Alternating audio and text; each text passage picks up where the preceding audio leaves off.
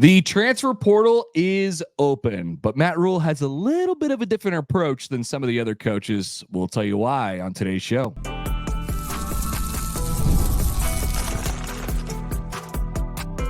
You are Locked On Nebraska, your daily Nebraska Cornhuskers podcast, part of the Locked On Podcast Network, your team every day. Today's episode is brought to you by Game Time. Download the Game Time app, create an account, and use the code LOCKEDONCollege for $20 off your first purchase. Thanks for making Locked On Nebraska your first listen every day. We are free and available wherever you get podcasts and on YouTube. Part of the Locked On Podcast Network, your team every day. All right, Mitch, welcome to the show. It's Wednesday. I got a couple things to recap from yesterday, including Nebraska practice, open window, media availability. We'll touch on a little baseball from last night. Nebraska basketball got another guy out of the portal. We only have so much time, so there's only so many things. Packed show today. Yeah, we're loaded up today. Let's start with the portal. Matt Rhule commented on it a little bit yesterday. We're talking about the football portal. The basketball portal, I suppose, is open as well. But you know, Rhule had an interesting quote about it yesterday, and he touched a little bit on tampering and things like that. It's just a tease. It's just a little bit of a tease. I'll say this. As we talked about in our kind of portal primer the other day, it doesn't feel like Nebraska has too much urgency in adding people, and they're not particularly worried about subtractions from the roster, it seems like, either. I feel like all across college football on Tuesday, as the transfer portal opened, the 2-week period in the spring where players can go into the portal. You can come out of the portal basically anytime, but you can only go in these 2 weeks outside of that period in December and early January. All across college football, it was like these teams were diving off of like the high platform into the pool, like the one you see at the Olympics. That's they show the camera from the top, and it looks like you're going off the top of a skyscraper. And Nebraska, meanwhile, was like crawling into the swimming pool, like from the deck of the pool, just dipping its toe in there and slowly getting in. There wasn't much drama. There was nothing really going on. Corey Collier entered his name in the portal. Eric Fields is in the portal. These guys have been off the team since, Fields since December, and Collier's name was removed from the Nebraska roster in February. So just not much going on. And we really don't expect that much between now and the end of the month. There will be some movement, but nothing that, I say these are famous last words, and, Matt Rhule thinks the same way, that there's not going to be anything catastrophic for the Nebraska program or landscape altering this month. No, it doesn't seem like it. The thing that jumped out to me, listening to Rhule talk about the portal and the current state of college, coaches always talk about the current state of college football, the current state of the portal. It's how comfortable he seems in accepting whatever is going to happen to them in the portal. Like, he knows that they can't control some of the things. Hey, if the guy wants to go into the portal, we'll love him, we'll help him out, and we'll go forward. But we're gonna be okay. Like, there's always that nice little piece at the end. He doesn't always say it, but it always makes you feel like, hey, it doesn't matter who we lose. He even said the same thing with Tony White during the offseason. Like, if we lose Tony White, we're going to be okay. We're still going to be pretty good at defense. So they have a lot of confidence, but they also have a lot of like self, I guess it just comes back to confidence at the end of the day. But they're really comfortable in their operation. They're confident in their operation, and they know it's bigger than just any one person or two people or three people who enter the portal. Like, that's what has stood out to me, and it's kind of the connecting thing when he talks about players leaving and coming in, or coaches leaving and coming in. That's just kind of Matt Rhule's MO, I think, about everything as it relates to his program and probably in his life, is that he's just going to bring some level of calmness to whatever is going on. And yeah, he might lose his defensive coordinator. He probably will lose his defensive coordinator at some point. It's not a bad thing for the program in the big picture. He might lose a running back to the portal. He might lose a linebacker or a defensive lineman to the portal. And that's just the way that college football goes. And I think the way that Rhule looks at it, big picture, and how he structures things around him. Last year was was kind of, flying by the seat of your pants because it's the first season of all of this, and everyone's trying to get situated. Everyone's trying to figure out, how this works at Nebraska, what the structure is going to be. And now they're in a different place. And now he looks around at the people who help him run this program. And I'm not necessarily talking about Marcus Satterfield and Tony White and Glenn Thomas and the coaches that are at the top of the list with their responsibilities. I mean, the people in other roles. You can't go 5 minutes inside the Nebraska facility talking to people and have Kristen Coggin's name not brought up, the director of nutrition. Same thing with Corey Campbell running the strength program, Mitch Cholowinski in charge of sports science, Gus Felder in player development. These are people that Rhule genuinely believes in, and it's his, maybe this is a gamble, but it's his method in this wild time for college football, this era that we're in, the transfer portal era, that those extra things that Nebraska has to offer are going to keep the calm. They're going to keep players from wanting to leave, despite whatever enticements there might be out there. And there are enticements, as he said.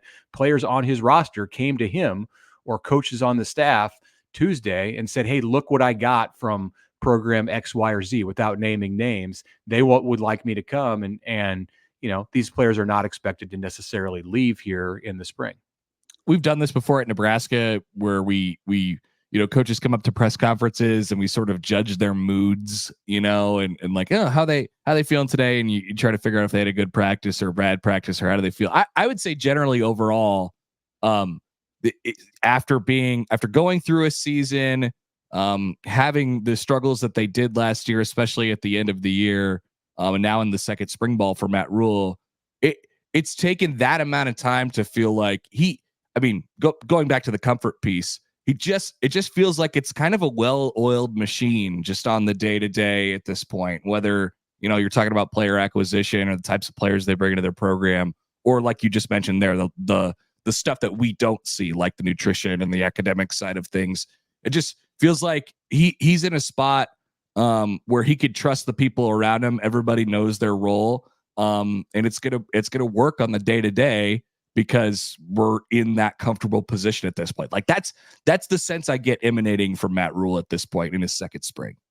Yeah, he said yesterday, and this is more about the practice. He is happy with the way things are around him, and that leads him to being able to be happy when things go the way that he wants in practice. And I enjoyed his comment yesterday after talking about how the football team bounced back from the scrimmage that it held on Saturday with a good practice in his view on Tuesday. And he said, I'm not, my job is not to be happy after practice. Mm-hmm.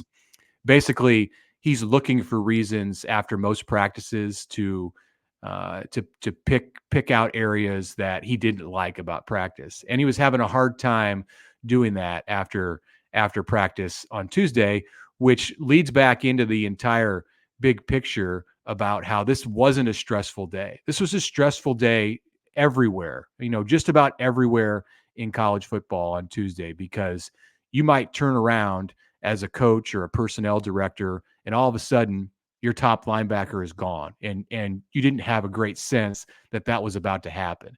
And maybe tomorrow, or that happens at Nebraska, someone unexpectedly leaves. There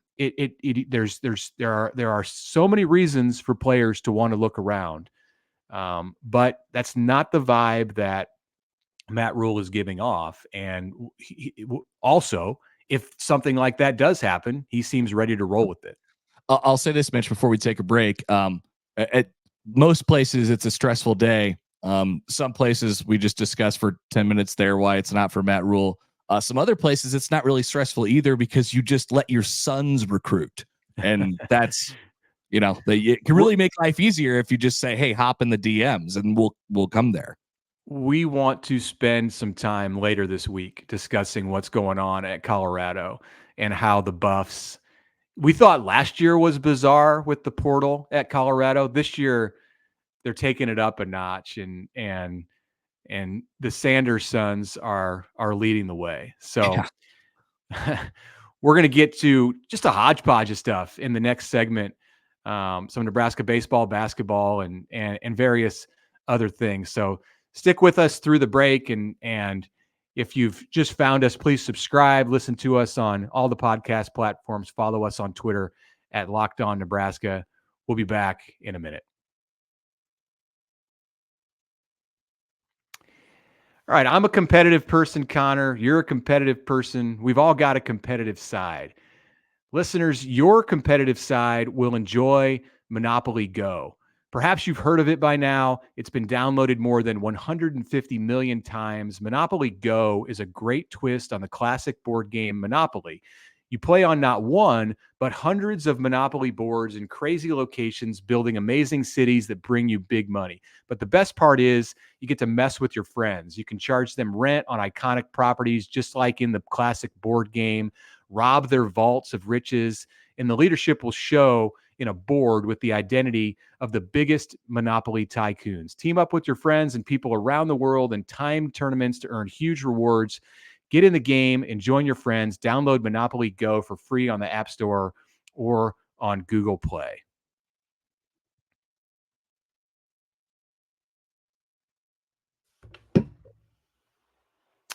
Okay, back for segment number 2 of the Locked On Nebraska show today. A few things I want to get to, Connor, here.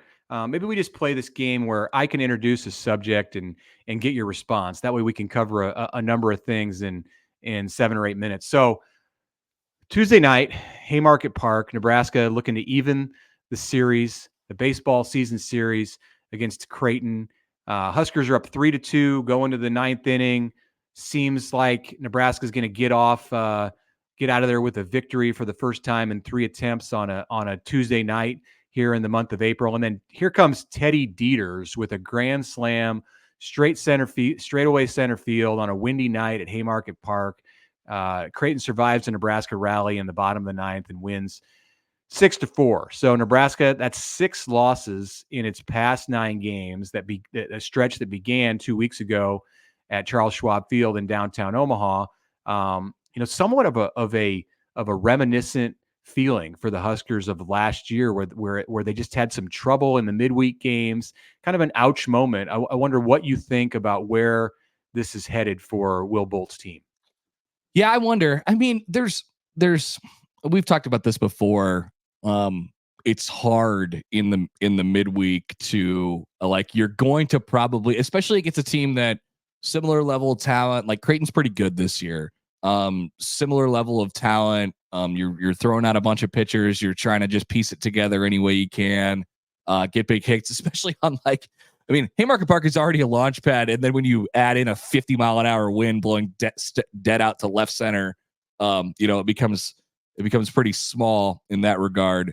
And you're trying to piece it together on a Tuesday night, so there's only so much that you can kind of take from it about what kind of team they actually are. With that being said, they've lost 10 out of 12 to Creighton now, and Creighton hasn't lost in Lincoln since 2017, which is shocking. It's crazy to think about. All the different iterations of each of those teams that we've had over the last several years. It's almost been the same amount of time that Nebraska football hasn't been to a bowl game. It's crazy to think about. So I don't know if there's a big picture takeaway from Nebraska baseball, especially considering Dieter's home run in the 9th was wind aided and it just scraped out over dead center. But Nebraska's got to find a way to get over that Creighton hump. They still have one more. It's in Omaha in 2 weeks. So we'll see what happens there. But I'm not going to overreact to the one game as far as what it means big picture for Nebraska baseball this year. I'm getting ready to overreact. I'm getting close to overreacting. Not going to do it today, but we'll see how it goes against Maryland this weekend at Haymarket Park. Dieters hit 2 out on Tuesday night and nearly 3. So Creighton used Nebraska's field to its benefit better than Nebraska did. You're supposed to have a home field advantage when you're the home team, but Creighton had the advantage with the ballpark and the way that it strategized. Fred Hoiberg across the bridge at Pinnacle Bank Arena. Actually, his office is over connected to the Devaney Center, but I wanted to try to make that a smooth transition. He got another commit on Tuesday. This one from Gavin Griffiths out of the transfer portal. He's a sharpshooter, former top 50 recruit whose numbers were not overwhelming at all at Rutgers last season, but Hoiberg continues to rebuild this Nebraska basketball roster as the transfer portal spins in the hoops area. What do you think of Gavin Griffiths? Yeah, I mean, like you said, nothing that blows you away statistically. I think he shot 28% from three last year for a guy who's supposed to be kind of a 3-point shooter. I'll say it's hard to really get into a rhythm and with his minutes and what Rutgers is doing offensively. So the theory is that if you open things up a little bit on offense and you give him a bigger role, then you see those attempts start to go up and then the numbers start to go up behind it. But yeah, I mean, I think you're starting to get closer, right? We talked about the other two additions in Morgan and Worcester the other day. And then you continue to add, and you're starting to get to the point where you're thinking about roles and specific things that players are going to do for the team this year. I have generally liked the additions so far, but I think, it's been a couple years in a row now where they've hit on some guys they've brought in the portal. We're talking about older guys, and Griffiths is young. He just played his freshman year at Rutgers. The older guys who have played a little bit and have a general understanding of what they're doing. Like when you do that, you give yourself a ceiling, but you also raise your floor a little bit. So like I'm at the point where whoever they get out of the portal, I'm pretty okay with, because I know what it's kind of going to look like. That's both a good and a bad thing, I think, for Fred Hoiberg, but it definitely raises the floor, and I think that's a really, really big deal at Nebraska on the basketball side. Meanwhile, Rutgers is apparently upgrading its talent on a level that is unprecedented at the New Jersey school, signing two top 5 recruits, I believe. Top 5 recruits out of I don't know what's going on there, but it's all legal now, so you might as well do it. You bet. If you've got the resources. Couple quick hit items before we get out of here in this segment. This might be the worst topic, the dumbest topic that we've brought up on the show to date so far, or it could be the highlight of our week. A group of Nebraska media members played a softball game this week and lost 30-0. I wonder, should they be stopped right now in order to prevent further ruining our reputation? And to be very clear, Connor, we had nothing to do with this. This was a Jack Mitchell production, but yes. I don't know how you get no hit in a slow pitch softball game. Some of our friends and colleagues managed to do it though this week in Lincoln. Thank you for adding that, because I've talked about this a little bit on my show, and people have been like, so I heard you lost and got no hit in slow pitch softball. I was like, not me. I don't know how I got dragged into this, but no, I was not a part of this at all. Seems difficult. I actually we're about to talk about some journalism that you did, Mitch. I did some journalism as well. I reached out to a couple people on the Lincoln Industries team that they played. Oh, good. Yeah. And they were really cordial about it. They said it was a really windy night, and but they were only for one team though, right? but they admitted that the other team, Jack's team, was probably a bit overmatched. And I think that is accurate. So we'll see how they're able to bounce back. Embarrassing is the word that comes to mind. I did speak with Max Olson, my coworker, who is a member of this Jack Mitchell production, and he said they were not prepared. They were that they didn't know what they were getting into, and this low level. It's supposed to be a low level team, but this low level team that was in the other dugout was maybe they were sandbagging or something. Max seemed to think there was some shenanigans at work that allowed this JM Industries team to get on the schedule. Interesting that's the first game, and you just happened to play the ringers in the league in the first game. So we'll be following along and hope that they can improve and maybe score a run next time out. Yeah. Okay. So now we got to get to some journalism that you did. Whose DMs are you sliding into these days? Yeah, so we talked on the show Tuesday about the video that Nebraska produced related to its NSL, the Nebraska Spring League, that's going on right now. All kinds of shenanigans also in that league. Cheating. There's a cheating scandal that's underway.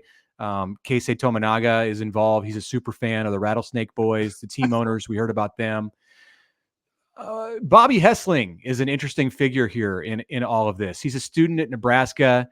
He's the reporter, the investigative reporter, the sideline reporter. He does it all in these videos. And I reached out to Bobby Hessling, and we had a conversation on DM. I mentioned to Bobby that I enjoyed his work, encouraged him to keep up the good work, and I told him we may have to get you on the show when all of this is done, in order for you to kind of explain to our listeners what's going on here and what this was like, this experience. And Bobby, I came to find out he is deeply involved in the Nebraska football operation. I hope I'm not speaking out of turn here, but he is more than just a kid from the journalism college who grabs a microphone and does a stand-up for the NSL.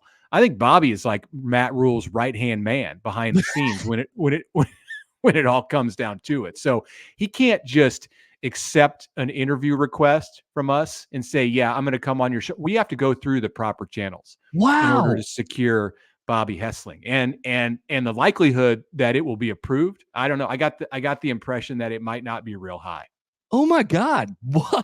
What have you uncovered here?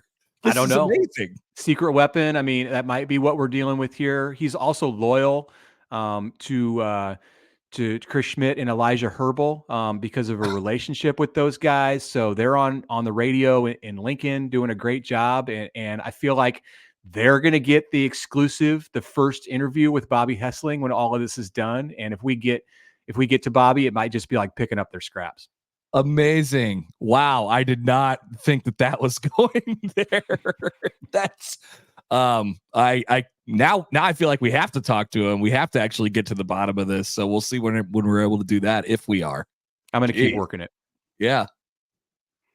All right. Let's take a break and we'll come back for our third segment. But first, the NFL draft is coming up. Locked On's NFL mock draft is live on Wednesday, April 17th at 6:00 our time, 6:00 Central. That would be tonight. Streaming on the Locked On Sports Today 24/7 streaming channel on YouTube or the free Amazon Fire TV channels app.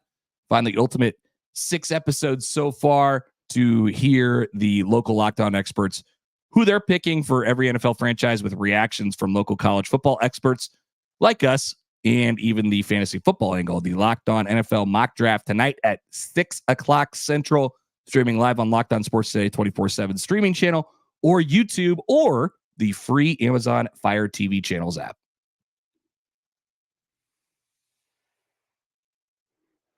Hey, if you're thinking about your financial future, think about Yahoo Finance, a great sponsor of our podcast. Maybe you think you've done it all. You've saved, you've researched, you've invested all that you can.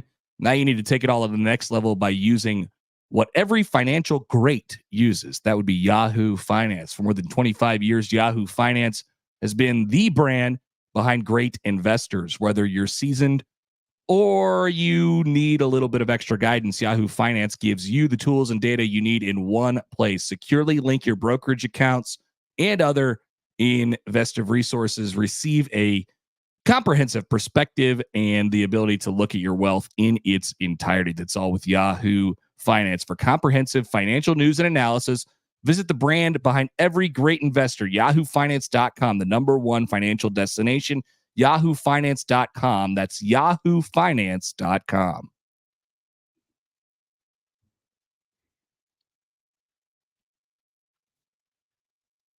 All right, Mitch, welcome back. Final segment on a Wednesday. Dylan Raiola we once again are continuing our streak. It's like a Joe DiMaggio hit streak at this point. We're going to talk about Dylan Raiola again, just to make sure we get that out of the way. But we watched the videos from the Bussin' with the Boys podcast over the week. It was good. And you pointed this out to me, and I completely agree from watching the video. There wasn't like much in there in terms of what he said, in terms of like content, like stuff that we could take as like a pull quote and say, man, I can't believe he said that.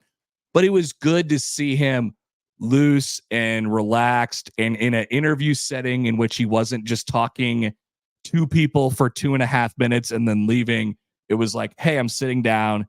This is an 8 to 10 to 12 minute conversation. And, he's kind of just hanging out. He showed some personality. I don't know that we've seen a whole lot of that yet.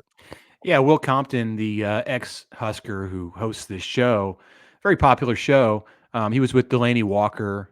They came to Lincoln a couple of weeks ago. Compton did mention during the interview that he had to talk Matt Rhule into allowing, into getting Raiola to do this. Rhule had to green light it, and Dylan hasn't done any individual interviews, any sit downs like this here in the spring of his true freshman year, which is completely normal for early enrollees. The fact that he and Daniel Kalen did the one interview in front of the large media session was a bit of a departure, even from what Nebraska normally does with freshmen. We found out some things about Dylan. I think with the quarterback, you always kind of want to know what's behind the curtain. We learned that he likes a box combo from Canes. Yeah, we learned he that subs out the slaw though. He wants extra toast. Well, so many people sub out the slaw. I just like what's wrong with the slaw? I'm in favor of keeping the slaw, but Me too. Thank you. Each his own. Dylan's parents, Dominic and Yvonne, and his marketing team, they handled everything behind his NIL deal. So he talked about that, and I think that's a nice luxury to have if you are a prospective college football player who has a dad from the NFL, from an NFL pedigree. Yeah. I found this interesting. Dylan is actually closer with Patrick Mahomes than we knew. We knew that they had done some work together, trained together a bit in Texas, where Dylan began his high school career, and Mahomes, of course, grew up. But they're set to go golfing soon. I thought it was just one of those things where it's like, yeah, they've, he's been around, and they've trained together, and I don't know, like if you asked Patrick Mahomes who Dylan Raiola was or whatever, like they'd be like, oh yeah, I remember hanging out with him that one time. No, it turns out they're actually like friends, and they're going golfing. Dylan just kind of snuck that in there a little bit, so that's definitely a revelation in terms of the dynamic of that relationship. But he talked about what I thought was interesting. Like I think we've learned one thing about him, in that he's a football guy, much like his dad. He's really the game. Yeah, he's interested in the really tiny intricacies and details of the game. And so when he talked about watching Patrick Mahomes and taking things from Patrick Mahomes, he was like, I don't watch his arm, I watch his feet. And I don't know, like for a details football guy like Matt Rhule is, many people who are probably listening to this podcast as well, they're like, oh yeah, I love that. I don't know what it means, but I love it. I watch Mahomes' feet. I mean, you have to watch everything with Patrick Mahomes, but his feet are incredible because it seems like he gets these angles and develops these paths on the field that don't exist for other quarterbacks. Like here's a guy who runs like a 4.7 40, and he's got Pro Bowl defensive end chiseled running after him like Nick Bosa or something, and Mahomes somehow looks faster and is able to get to the first down marker. It's because of how incredible his feet are and how intricate he is with being able to find routes to take. I mean, for all we talk about his arm, his scrambling ability is awesome. Well, he manipulates. I mean, usually when we've seen a Nebraska quarterback drop back and there's some pressure on him, which there usually has been, it's like, all right, time to bail out and find a lane to run. That's certainly the way it was last year. But Mahomes hasn't necessarily always had the best offensive lines in his careers, in his career so far.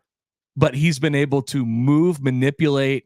But I think the cool thing about what Mahomes does, and I hope that Dylan is able to do as well, is anticipate, right? You could feel where the pressure is coming from, and then move based on that. Still keep your eyes downfield, and then you ultimately rely on the greatest safety net that anybody could have, which is the cannon of a right arm that those guys have. So I thought you were going to say Travis Kelce. Yeah, well, that helps too. Yeah. Yeah, Dylan's got some new clubs coming, he said. They're not here yet, but I would assume by the time he goes out and hits the links with Mahomes, that his new clubs will be in hand, and that's a nice perk also when it comes to the NIL environment that Dylan lives in. Will made a mention from his day in Nebraska football of playing with Kenny Bell, and how Kenny Bell used to work in downtown Lincoln at the bar until 3 a.m. and then come in to go lift. Yeah, the bar. Dylan's probably not going to have to do that, which is which is nice. It's definitely a different world for college athletes today, especially if you're a 5-star quarterback who was committed to Ohio State and Georgia before signing on with Nebraska. So he can't wait for the tunnel walk at the spring game. Looking forward to that. That'll make Nebraska fans happy that he's got that sense for what's important around Nebraska football. And then the last thing that I'll bring up that he said is, in talking about going out and being around Nebraska fans, he said, I don't want to let these people down. Already, it's not even supposed to be the start of his career yet. That wouldn't come for on a normal clock until August. But I think he has a good sense of the responsibility that he carries, or that he feels that he carries to bring a winner back to Lincoln. So excited to see how that translates to the field. Me too. I mean, one little thing inside of that, he was talking about, when he steps out, he's got to make sure that he looks okay. Matching clothes. Little thing like that. Like, I'm not wearing any Nike stuff. I got to represent like when you walk out the door of your house or your dorm, in his case, you represent a thing that has been around for 150 years and tradition rich football history and all this stuff. And that's a lot to take on as a freshman, but he really seems to have a pretty good understanding of that. He's been prepared for that in his life.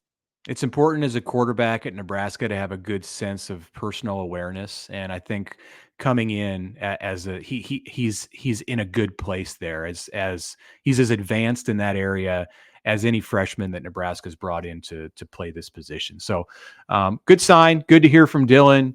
Glad that the Bussin' Boys got him on their pod, and we'll be back to discuss more, I'm sure, about Dylan Raiola with our Thursday show and the rest of the week. Of course, the spring game coming up next week. Thanks for listening.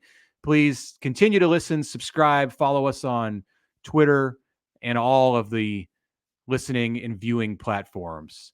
Locked On Nebraska has launched the first ever national sports 24/7 streaming channel on YouTube, and now it's available on Amazon Fire TV and the free Fire TV channels app. Locked On Sports Today is here for you, covering 24/7 the top sports stories of the day with local experts on Locked On, plus our national shows on every league. Find Locked On Sports Today, now available free on the Fire TV channels app.